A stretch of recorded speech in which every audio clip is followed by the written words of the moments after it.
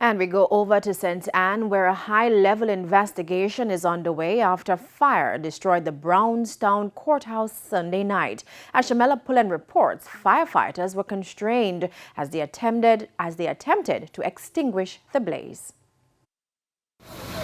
A newly refurbished courthouse up in flames. The fire at the Brownstown Courthouse in St. Anne started about 8 p.m. Sunday, but it took firefighters nearly 2 hours to contain the blaze.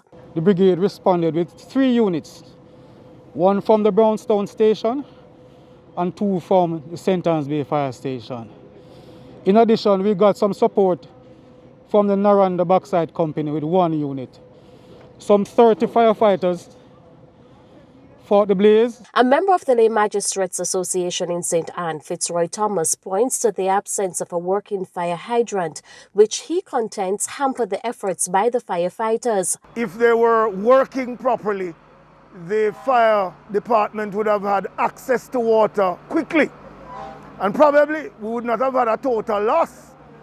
So preventative measures must be put in place to avoid a recurrence of this. And less than 24 hours after fire gutted the courthouse, a team led by Chief Justice Brian Sykes was on location to assess the damage. Justice Sykes confirmed that a lot of files have been lost. We have some older files that have been saved. We have some that have been digitally converted into digital format going back to 2016. But this will mean that we'll have to be rebuilding the files, certainly from the police, and also in respect of the civil matters that are before the court. We'll be reaching out to the attorneys to resubmit some of the documents that they may have filed in court.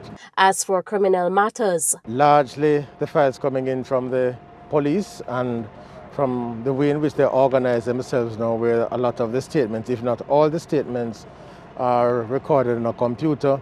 We should have those statements available, and there might be third-party documents such as forensic certificates, such as medical certificates, which would have to retrieve from third parties to reconstruct those files so that they can proceed to final disposition. As a result of the disruption, court proceedings were heard at the nearby Addison Park Sports Complex Monday. And we now have the head of CAD here, Mrs. Cameron Anglin, and also the chief judge of the parish court, and so we'll be having further dialogue now to have further discussions as to how we can make the best of the circumstances. That is to say, have the court sit, and also to make it as least inconvenient to the court users as is possible. The Chief Justice says there are also plans to meet with the Ministry of Justice concerning the future of the court building and relocation.